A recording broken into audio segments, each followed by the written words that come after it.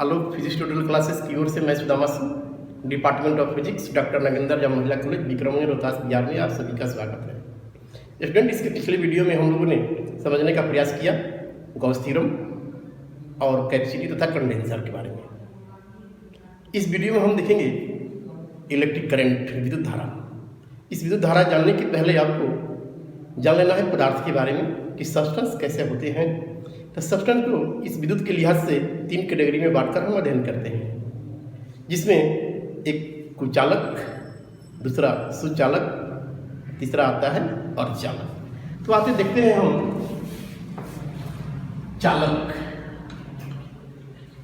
चालक, सुचालक भी बोलेंगे, कंडक्टर।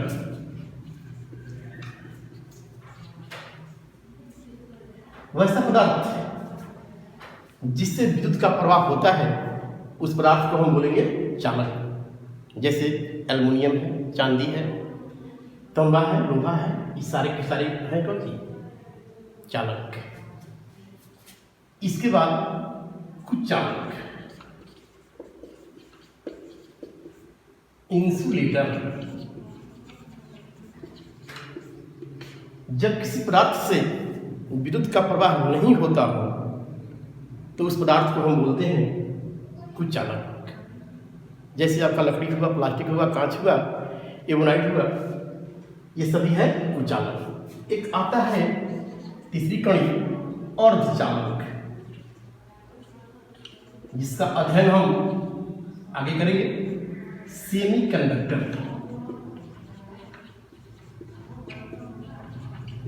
तो इसमें जब कोई पदार्थ चालक और कुचालक दोनों की तरह व्यवहार करता है तो वैसे पदार्थ का नाम देते हैं हम अर्धचालक, जिसमें जर्मेनियम है, सिलिकॉन है, सिलेनियम है, गैलियम है, ये सब है अर्धचालक। यानी चालक की तरह भी व्यवहार करेगा और कुचालक की तरह व्यवहार करेगा।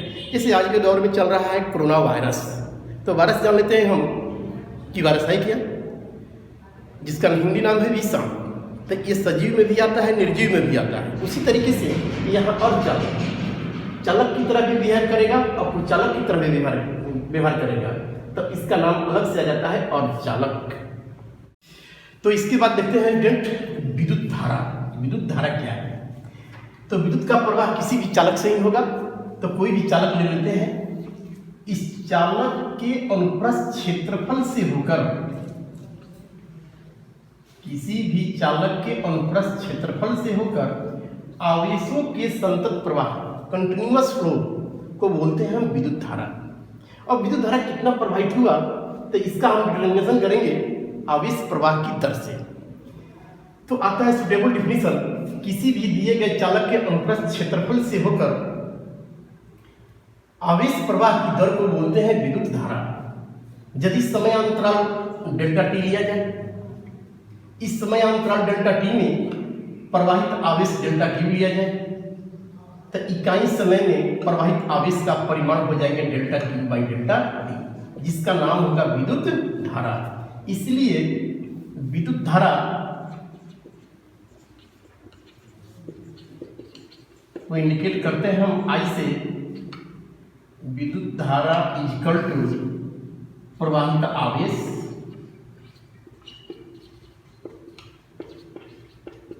बाई समय अंतराल। इंडिकेट करेंगे आई विद्युत धारा, प्रवाहित आवेश हुआ है डेल्टा क्यू, समय अंतराल लिए है डेल्टा। ये बेसिक फॉर्मूला। यदि समय अंतराल बहुत ही कम हो, अल्प हो, अर्थात डेल्टा टी टेंड्स टू 0 हो, तो किसी समय विद्युत धारा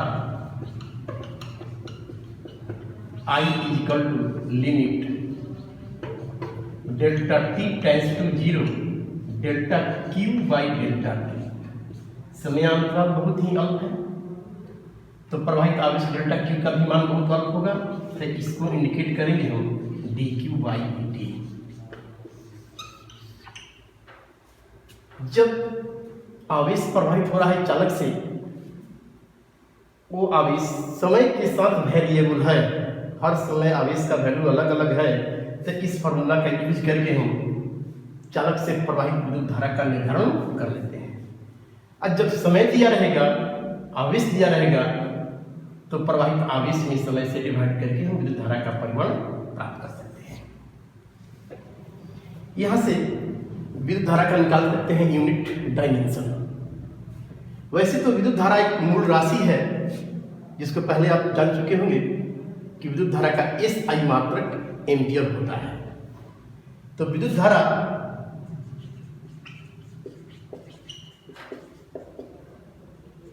का SI यूनिट एम्पियर।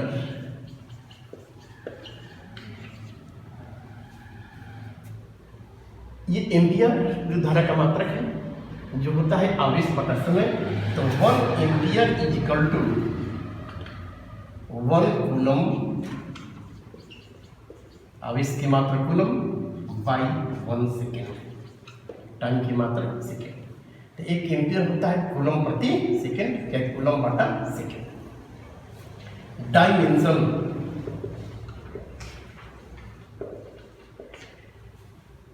मूल राशि है विद्युत धारा, तो इसके डायमेंशन को हम I से इंडिकेट करते हैं या A से। विद्युत धारा एक अदिश राशि है। क्योंकि यहाँ आवेश अदिश है, समय अदिश है, तो विद्युत धारा भी अदिश राशि होगा। लेकिन किसी भी चालक से विद्युत का प्रवाह हमेशा प्लस से माइनस की ओर होता है। तो दिशा पता हो गया। इसका निर्धारण भी हम कर लेते हैं। विद्युत धारा मापने वाले यंत्र का नाम है एमीटर।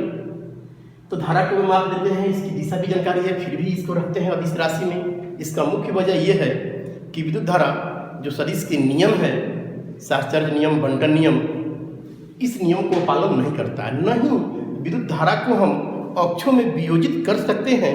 इसलिए विद्युत धारा की दिशा एवं परिमाण ज्ञात होते हुए भी इसको अदिश राशि की श्रेणी में रखा गया है।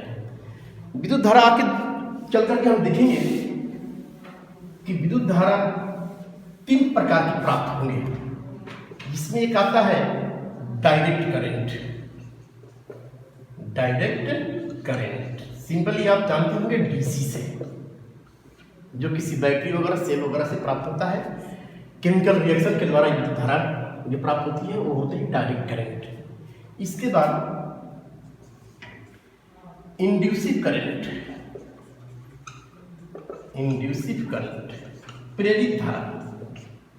जब चुंबकीय फ्लक्स में परिवर्तन होता है तो उससे जो विद्युत धारा की प्राप्ति होती है उस धारा का नाम देते हैं प्रेरित विद्युत धारा, इंड्यूसिव करंट। और थर्ड में आपको मिलेगा अल्टरनेटिंग करंट। अल्टरनेटिंग करंट जिसका सिंपली हम लोग जानते हैं बोलचाल की भाषा में एसी। तो डीसी और एसी मुख्य रूप से है, एक बीच की कड़ी आती है इंड्यूसिव करंट, प्रेरित विद्युत धारा।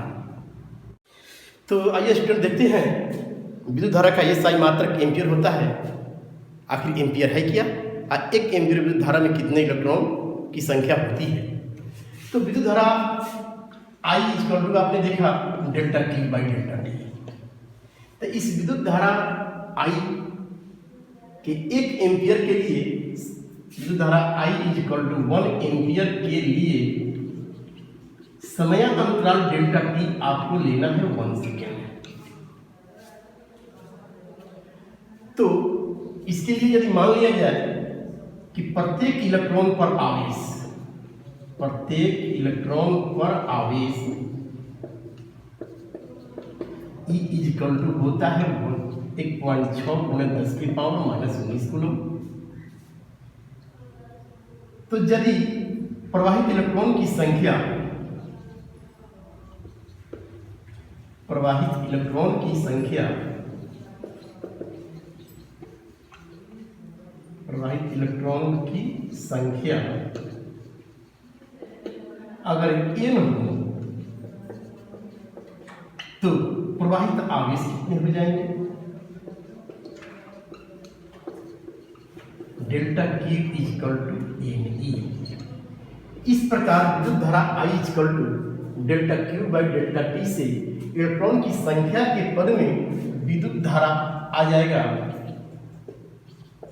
I is equal to N E by delta T. यहाँ विद्युत धारा I is equal to 1 ampere के लिए समय लेना है 1 सेकेंड। तो यहाँ विद्युत धारा I के स्थान पर 1, एन ई बाई टाइम के स्थान पर 1, इसलिए N E is equal to 1। अतः इलेक्ट्रॉन की संख्या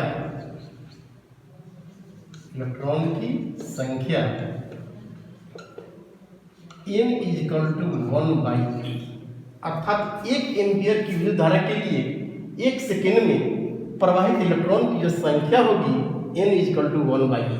ये भी ऑब्जेक्टिव में आता है।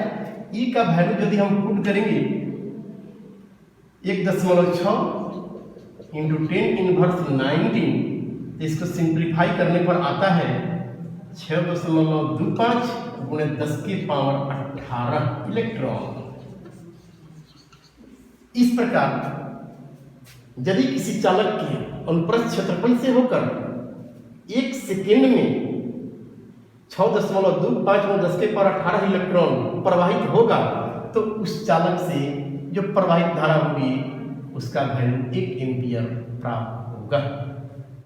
तो स्टूडेंट, इसके बाद हम देखते हैं कि किसी भी परमाणु में उसके नाभि के चारों ओर जब इलेक्ट्रॉन परिक्रमा करता है तो इलेक्ट्रॉन की परिक्रमा के कारण कितनी विद्युत धारा की प्राप्ति होगी। तो किसी भी तत्व का कोई परमाणु हो गया, इसका नाभिक जो धनावेशित होता है, किसी भी कक्षा में इलेक्ट्रॉन परिक्रमा कर रहा है जो ऋणावेशित कण है, तो परिक्रमा कर रहा है तो आवेश का प्रवाह होगा, तो आवेश का प्रवाह होगा तो उससे विद्युत धारा की अवश्य प्राप्ति होगी। तो इसके लिए 2 प्रॉब्लम देता है कि यदि इलेक्ट्रॉन चक्कर लगा रहा है इस ऑर्बिट में तो कई चक्कर लगा रहा है, उस चक्रों की संख्या दे सकता है। दूसरा पॉसिबिलिटी कि इस कक्षा में जो परिक्रमा कर रहा है उस कक्षा की त्रिज्या क्या है, किस वेग से परिक्रमा कर रहा है, उसका ऑर्बिटल वेलोसिटी क्या है, तो कितनी धारा की प्राप्ति होगी। तो फर्स्ट केस हम लेते हैं कि नंबर ऑफ साइकिल माने चक्रों की संख्या अगर n है तो एक चक्कर लगाने में कितना समय लगेगा, तो समय अंतराल डेल्टा टी का वैल्यू हो जाएंगे 1/1 second. Number of cycle equal to 1 पर सेकेंड यहाँ डाल सकते हैं। तो एक चक्कर लगाने में जो समय लगेगा 1/n सेकेंड। इसलिए विद्युत धारा आपका मेन फॉर्मूला वही है, I equal to delta Q by delta T. तो यहाँ आवेश प्रवाहित हो रहा है तो इलेक्ट्रॉन पर आवेश आपको जान लेना है E, यानी प्रवाहित आवेश Q, और समय अंतराल लगा है T इक्वल टू 1/n, तो 1/n आ जाएगा n। तो इससे आप जब कोई परमाणु के नाभिक के चारों ओर इलेक्ट्रॉन परिक्रमा कर रहा है, अब प्रति सेकंड चक्रों की संख्या अगर n दिया है तो उस कक्षा से कितनी विद्युत धारा की प्राप्ति होगी, simply formula I equal to n से हम धारा की प्राप्ति कर सकते हैं। लेकिन दूसरा केस ये भी दे सकता है कि इस कक्षा की त्रिज्या अगर r है, कक्षा की त्रिज्या r है, इलेक्ट्रॉन का कक्षीय वेग अगर v है, तब इसमें कितनी धारा की प्राप्ति होगी। तो समयांतराल निकालेंगे हम। तो समयांतराल डेल्टा टी समय बराबर आपको पता होगा कि चाल बराबर दूरी बटा समय। तो समय इक्वल टू दूरी बटा चाल। तो यहाँ दूरी कक्षा की परिधि हो जाएगी 2πr बाई चाल यानी वेग v। इस प्रकार उस कक्षा में प्रवाहित विद्युत धारा I equal to delta Q by delta T. तो डेल्टा क्यू प्रवाहित आवेश इलेक्ट्रॉन पर क्या आवेश, समय यहाँ लेंगे हम 2πr by v, 2πr by v अंश में चला जाएगा तो EV बाई 2πr। तो इस तरीके से जब किसी भी तत्व के परमाणु के नाभिक के चारों ओर इलेक्ट्रॉन परिक्रमा कर रहा है जिसका कक्षीय वेग भी और उसकी कक्षा की त्रिज्या अगर r दिया है तो इस फॉर्मूला को से उस कक्षा से प्राप्त विद्युत धारा I = हो जाएगा EV/2πr। तो स्टूडेंट इसके बाद हम देखते हैं धारा घनत्व। धारा घनत्व करेंट डेंसिटी।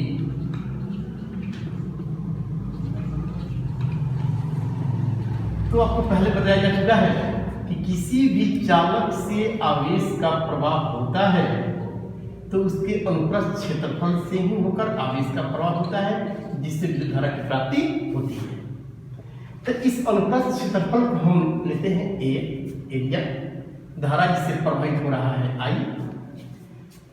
तो यदि किसी दिए गए चालक का अनुप्रस्थ क्षेत्रफल ए अगर 1 मीटर स्क्वायर हो तो उस चालक से जितनी धारा प्रवाहित होगी उसी धारा का नाम देते हैं धारा घनत्व। इस प्रकार किसी दिए गए चालक के इकाई अनुप्रस्थ क्षेत्रफल से होकर प्रवाहित आवेश के परिमाण को धारा घनत्व कहा जाता है, जिसको हम इंडिकेट करते हैं J से। अर्थात धारा घनत्व J एरिया ए लिया गया है, धारा प्रवाहित हो रहा है I। तो धारा प्रवाहित एरिया ए से धारा प्रवाहित हुआ है I, इकाई एरिया से धारा प्रवाहित होगा I/A, जो धारा घनत्व के बराबर होगा। तो धारा घनत्व J = I/A। धारा घनत्व एक सदिश राशि है जिसका SI यूनिट धारा की यूनिट बटा में क्षेत्रफल का यूनिट। इस धारा घनत्व का SI यूनिट हो जाएगा विद्युत धारा का SI बटा क्षेत्रफल का SI यूनिट। तो विद्युत धारा का SI यूनिट एम्पियर, जिसको हम इससे भी इंडिकेट करेंगे। क्षेत्रफल का SI यूनिट मीटर स्क्वायर, तो एम्पियर प्रति मीटर स्क्वायर। डायमेंशन फॉर्मूला, तो विद्युत धारा का डायमेंशन I और A भी चलता है L² क्षेत्रफल का डायमेंशन। तो ये हो जाएगा IL−2। इसके बाद स्टूडेंट अगले वीडियो में हम देखेंगे किसी भी चालक में इलेक्ट्रॉन प्रवाहित हो रहा है तो उसका मोबिलिटी क्या है, कैसे गति कर रहा है, इलेक्ट्रॉन का अनुगमन वेग क्या है, इस अनुगमन वेग के पद में कितनी धारा प्रवाहित हो रहा है, धारा घनत्व और अनुगमन वेग में क्या संबंध है। Thank you.